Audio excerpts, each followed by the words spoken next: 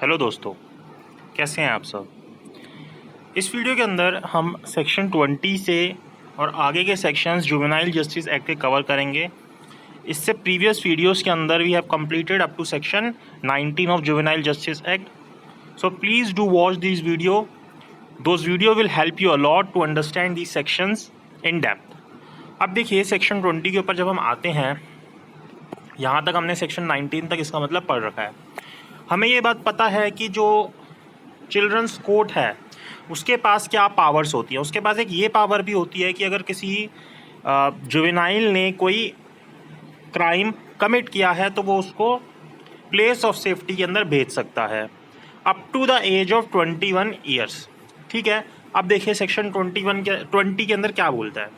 20 जो सेक्शन है वो बात करता है कि जो बच्चा है जिसने वो अपराध किया है उसने अपनी 21 साल की उम्र जो है वो अटेन कर ली है and yet to complete prescribe terms of stay in place of safety. लेकिन अभी भी उसको एक प्रिस्क्राइब टर्म जो है वो बितानी है उस प्लेस ऑफ सेफ्टी के अंदर। तो क्या चीज़ है सेक्शन 20 सबसेक्शन 1 के अंदर अगर हम रीड करें तो ये क्या बोलता है।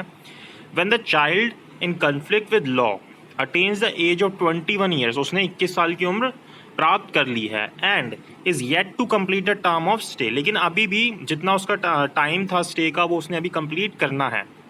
The children's court shall provide for follow up by the probation officer. तो जो चिल्ड्रंस कोर्ट, अब चिल्ड्रंस कोर्ट कौन होता है, सेक्शन 2 में देखा था कि जो कोर्ट पॉक्सो एक्ट के अंडर या फिर हमारा सेशन कोर्ट भी चिल्ड्रंस कोर्ट बन जाता है। तो ये सब जो कोर्ट होते हैं चिल्ड्रंस कोर्ट कहलाते हैं। तो जो चिल्ड्रंस कोर्ट है वो क्या करेगा, एक फॉलो अप करेगा किसके द्वारा, प्रोबेशन ऑफिसर या फिर डिस्ट्रिक्ट चाइल्ड यूनिट या फिर कोई सोशल वर्कर के द्वारा, या फिर खुद ऐसा करेगा, मतलब एक फॉलो अप करेगा एज रिक्वायर्ड, जैसी भी जरूरत होगी टू इवेल्युएट। किस चीज़ को वो क्यों फॉलो अप करेगा, इवेल्युएट करने के लिए कि वो जो बच्चा जिसको रिफॉर्मेटिव चेंजेस के लिए उस public safety place of safety के अंदर भेजा गया था, and if the child can be contributing member of the society, और ये देखने के लिए कि क्या यह जो बच्चा है ये कॉन्ट्रीब्यूटिंग मेंबर हो सकता है सोसाइटी के अंदर, and for this purpose the progress records of the child, और इसके अंदर वो देखेगा कि क्या प्रोग्रेस रिकॉर्ड है उस बच्चे का कि वो रिफॉर्म हुआ है या नहीं हुआ है, अभी भी उसका कैसा बिहेवियर है, वो सारी चीज़ें देखेगा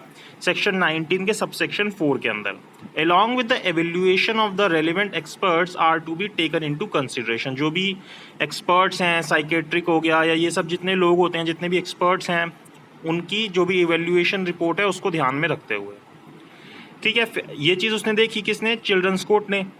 अब सबसेक्शन 2 बोलता है, अब जब वो अपना ये जो प्रोसीजर बताया गया सबसेक्शन 1 के अंदर इसको पूरा कर लेता है, पूरी इवैल्यूएशन वगैरह देख लेता है, तब चिल्ड्रंस कोर्ट में, अब चिल्ड्रन कोर्ट क्या कर सकता है, decide to release the child on such conditions as it deems fit which includes appointment of monitoring authority for the reminder of the prescribe terms of stay. तो वो क्या कर सकता है कि इस चीज़ को डिसाइड कर सकता है कि उस बच्चे को रिलीज़ कर दिया जाए उन कंडीशंस के ऊपर जो भी उसको ठीक लगती हैं, जिसके अंदर एक कंडीशन क्या होगी कि वो अपॉइंटमेंट करेगा, कौन, चिल्ड्रंस कोर्ट अपॉइंटमेंट करेगा एक मॉनिटरिंग अथॉरिटी की for the reminder of the prescribe terms of stay, जितना उसका टर्म ऑफ स्टे रह गया है उसको देखने के लिए। तो ऐसा कर सकता है कौन, चिल्ड्रंस कोर्ट कर सकता है। दूसरी चीज़ वो क्या कर सकता है, decide that the child shall complete the reminder of his term in a jail, और वो ये डिसाइड कर सकता है कि अब जो बाकी का समय है वो अपना जेल में बिताए। मतलब या तो बोल सकता है कि प्लेस ऑफ सेफ्टी के अंदर ही बिताए, या फिर वो बोल सकता है कि अब ये इसने अपनी एज अटेन कर ली है, ये सब चीज़ें ऐसी ऐसी हैं, अपनी पूरी एवेल्यूएशन रिपोर्ट के हिसाब से बाकी का जो टर्म है इसको जेल में बिताना होगा। Provided that each state government shall maintain a list of monitoring authorities and monitoring procedures as may be prescribed। यहाँ पे प्रोविजो के अंदर बोल रहा है कि हर एक राज्य सरकार जो होगी वो मेंटेन करेगी एक मॉनिटरिंग अथॉरिटीज़ की लिस्ट, और मॉनिटरिंग प्रोसीजर क्या होगा कि किस हिसाब से मॉनिटर किया जाएगा, तो वो सारी चीज़ें कौन बताएगा, स्टेट गवर्नमेंट बताएगी। तो सेक्शन 20 के अंदर हमें ये बात बताई गई है। फिर आते हैं हम सेक्शन 21 के ऊपर। सेक्शन 21 बोलता है, order that may not be pass against a child in conflict with law. क्या बोलता है, no child in conflict with law, कि कोई भी बच्चा जो कन्फ्लिक्ट विद लॉ के अंदर है, shall be sentence to death, उसको कभी भी मृत्यु दंड नहीं दिया जाएगा, लाइफ इम्प्रिजमेंट नहीं दी जाएगी, without the possibility of release for any such offence, either under the provision of this act or under the provision of IPC or any other law for the time being in force। किसी भी law के अंदर, चाहे हमारा juvenile justice act हो, IPC हो, कोई भी लॉ, तो उसकी डेथ की सजा, लाइफ इम्प्रिजमेंट, ये सब चीज़ें नहीं दी जाएंगी उसको। अगर जैसे लाइफ इम्प्रिजमेंट दी जाती है तो उसके अंदर पॉसिबिलिटी होगी उसको रिलीज करने की। तो सेक्शन 21 हमें इतना बता रहा है कि किसी भी बच्चे को ये सजा नहीं दी जाएगी। फिर सेक्शन 22 बोलता है proceedings under chapter 8 of the CRPC not to apply against child. जो चैप्टर 8 की प्रोसीडिंग्स होंगी CRPC की, वो बच्चे के अगेंस्ट एप्लीकेबल नहीं होंगी। Notwithstanding anything to contrary contained in CRPC 1973 or any preventive detention law for time being in force, no proceeding shall be instituted and no order shall be passed against any child under chapter 8 of the said code। कि उसके chapter 8 जो है इस बच्चे के ऊपर applicable नहीं होगा। चैप्टर 8 को हमने बहुत डिटेल के अंदर डिस्कस कर रखा है CRPC की, उसको आप देख सकते हो मेरी CRPC की प्लेलिस्ट के अंदर। फिर आते हैं हम सेक्शन 23 के ऊपर। ये किस बारे में बात बोलता है? No joint proceeding of child in conflict with law and person not a child. कि भाई जैसे मान लीजिए दो पर्सन ने मिलके एक क्राइम कमिट किया जिसके अंदर एक माइनर था और एक मेजर था, या कुछ मेजर थे कुछ माइनर थे, तो दोनों की जो प्रोसीडिंग है वो साथ साथ नहीं चलेगी। मतलब जो माइनर होगा, जो बच्चा होगा, उसकी प्रोसीडिंग अलग चलेगी और जो मेजर होगा उसकी प्रोसीडिंग अलग चलेगी।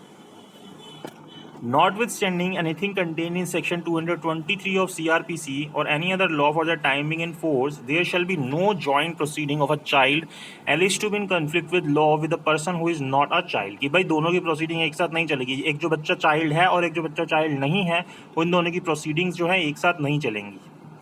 इफ़ ड्यूरिंग द इंक्वायरी, भाई जब इंक्वायरी चली, इंक्वायरी का मतलब ट्रायल चला, by the board or by children's court, the person alleged to be in conflict with law is found that he is not a child, such person shall not be tried along with the child। कि भाई जिस दौरान वो inquiry चली board के पास या children के court के पास, और उनको ये मिलता है कि जिस व्यक्ति पे ये आरोप लगा है कि वह चाइल्ड है लेकिन असलियत में वो चाइल्ड नहीं निकलता, तो फिर वो दूसरे जो उसके साथ व्यक्ति था जो कि चाइल्ड था, उसके साथ उसकी प्रोसीडिंग नहीं चलेगी। तो सेक्शन 23 के अंदर इतनी बात बोली गई।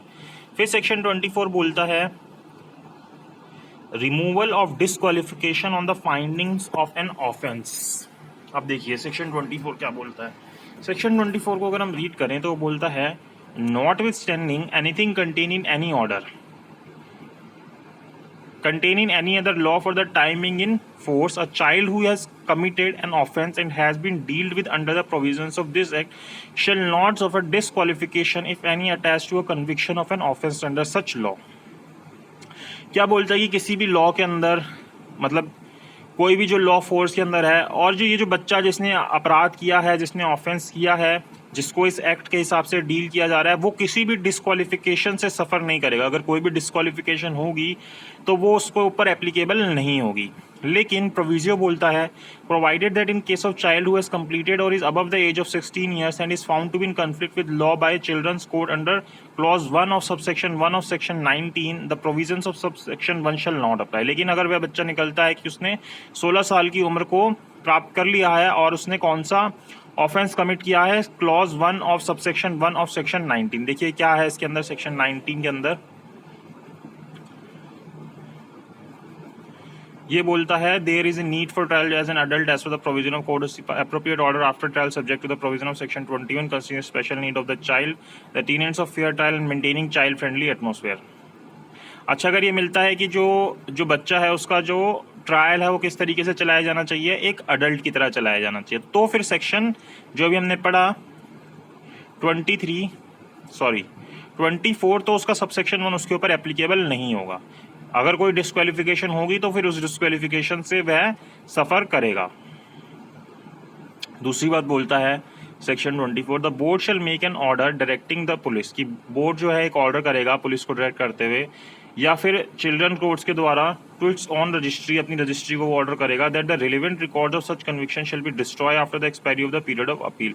कि जो भी इसके रिकॉर्ड्स होंगे, जो भी कन्विक्शन के रिकॉर्ड्स होंगे, इनको डिस्ट्रॉय कर दिया जाएगा जब अपील का पीरियड खत्म हो जाएगा, या फिर एज अ केस में भी बाय रीजनेबल पीरियड एज में भी प्रेस्क्राइब। या फिर अगर कोर्ट को लगता है, चिल्ड्रंस कोर्ट को लगता है या बोर्ड को लगता है कि इतना प्रेस्क्राइब पीरियड होना चाहिए, एक रीजनेबल पीरियड होना चाहिए, तो उसके अंदर वो उसको ख़त्म कर देगा।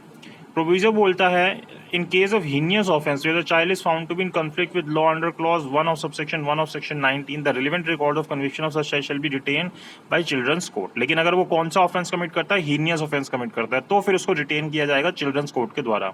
अब हीनियस ऑफेंस कौन से होते हैं ये हमने पढ़ा था, जिसके अंदर सजा 7 साल या 7 साल से ऊपर की होती है। सीरियस ऑफेंस वह होती है जिसके अंदर 3 साल या 3 साल से ऊपर की सजा होती है लेकिन 7 साल से कम की सजा होती है। और पेटी ऑफेंसेस होते हैं जिनके अंदर 3 साल से कम की सजा होती है। तो हीनियस ऑफेंसेस के केस के अंदर वो जो रिकॉर्ड है उसका वो रिटेन किया जाएगा चिल्ड्रंस कोर्ट के द्वारा।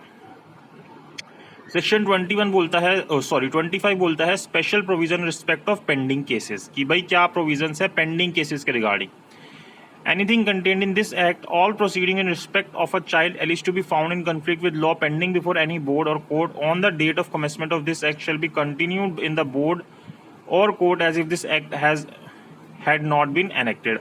अच्छा, अगर कोई प्रोसीडिंग किसी बच्चे के लिए जो भी पाया जाता है कि उसने कोई कॉन्फ्लिक्ट किया है, मतलब लॉ तोड़ा है उसने कोई, इस एक्ट के एनेक्ट होने से पहले, जिस दिन ये एक्ट एनेक्ट हुआ है और उस दिन वो उसका जो केस था वो पेंडिंग पड़ा था, तो उसका वो केस वैसे ही चलता रहेगा पुराने एक्ट के हिसाब से, और ये माना जाएगा जैसे कि ये एक्ट जो है वो एनेक्ट हुआ ही नहीं है। फिर provision with respect of run away child in conflict with law. अब देखिए, जो बच्चा रन अवे हो गया है और वो बच्चे ने क्या कर रखा है कन्फ्लिक्ट विद लॉ के अंदर, तो उसके रिगार्डिंग क्या प्रोविजंस है। Notwithstanding anything to the contrary contained in any other law for the time being in force, any police officer may take charge of a child in conflict with law who has run away from special home or an observation home or place of safety or from the care of a person or institution under whom the child was placed under this act। कि कोई भी police officer जो है वो उसका charge ले सकता है उस बच्चे का जो कि इन कन्फ्लिक्ट विद लॉ था और वो भाग गया है, रन अवे कर गया है किसी स्पेशल होम से जहाँ पे भी उसको रखा गया था, या ऑब्जर्वेशन होम से, या प्लेस ऑफ सेफ्टी से, या फिर जिस व्यक्ति की केयर के अंदर उसको रखा गया था वहाँ से भाग गया, या उस इंस्टीट्यूशन से भाग गया जिसकी केयर के अंदर उसको रखा गया था, तो कोई भी पुलिस ऑफिसर उसका चार्ज ले सकता है। The child referred to be in subsection 1 shall be produced within 24 hours preferably before the board which passed the original order in respect of that child if possible, or to the nearest board where the child is found। कि जहाँ पे भी वह बच्चा मिलेगा उसके 24 घंटे के अंदर अंदर उसको बोर्ड के सामने प्रोड्यूस करना होगा, उस बोर्ड के सामने जिसने ओरिजिनल ऑर्डर पास किया था, या फिर जहाँ पे भी वो मिलता है उसके नियरेस्ट बोर्ड के सामने उसको प्रोड्यूस करना होगा। सबसेक्शन 3 बोलता है the board shall ascertain the reasons for the child having run away. तो अब जो बोर्ड है वो देखेगा कि ये बच्चा भाग क्यों गया, इसके पीछे रीज़न क्या था, और अप्रोप्रिएट ऑर्डर पास करेगा उस बच्चे के अगेंस्ट और उसको वापस भेज देगा उस इंस्टीट्यूशन के अंदर या पर्सन के अंदर जिसकी कस्टडी से वो भागा था, या फिर इस तरीके की किसी सिमिलर प्लेस के अंदर, या फिर पर्सन के पास, जैसा भी बोर्ड को ठीक लगेगा। लेकिन प्रोविजन बोलता है बोर्ड में also give additional directions regarding any special steps that may be deemed necessary for the best interest of the child. अब वो भाग गया बच्चा, तो वहाँ पे उसने देखा कि क्या रीज़न था, क्यों भागा, तो एक तो उसने डायरेक्शन दी कि इसको वापस भेज दिया जाए जहाँ पे भी वो था। उसके अलावा वो एडिशनल डायरेक्शंस भी दे सकता है कि भाई ये स्पेशल स्टेप्स लिए जाएँ ताकि ये बच्चा ना भागे, अगर इसने कोई प्रॉब्लम फेस की तो वो प्रॉब्लम फेस ना करे। जो भी बोर्ड को ठीक लगेंगी वो डायरेक्शंस और वो दे देगा। No additional proceeding shall be instituted in respect of such child. अब उसके अगेंस्ट कोई एडिशनल प्रोसीडिंग नहीं होगी कि वो भाग गया या उसके अगेंस्ट अब कोई और प्रोसीडिंग चलाया जाए, वो प्रोसीडिंग उसके अगेंस्ट नहीं होंगी। तो सेक्शन 26 तक हमने इतना देखा। फिर हम देखते हैं child welfare committee. Child welfare committee को हम नेक्स्ट वीडियो के अंदर देखेंगे। यहाँ पे नया टॉपिक है। अभी तक हमने बोर्ड देखा, बोर्ड की पावर्स देखी, बोर्ड के पास प्रोसीडिंग्स देखी किस तरीके से चलती है। अब हमारे पास आती है चाइल्ड वेलफेयर कमेटी। तो हमारा जो जुवेनाइल जस्टिस एक्ट है इसके अंदर दो चीज़ें हैं, एक बोर्ड है और एक वेलफेयर कमेटी है। बोर्ड्स की पावर्स क्या हैं, बोर्ड के पास किस तरीके से प्रोसीडिंग चलती है, बोर्ड किस तरीके से इवेल्युएट करता है, वो सारी चीज़ें हमने देखी।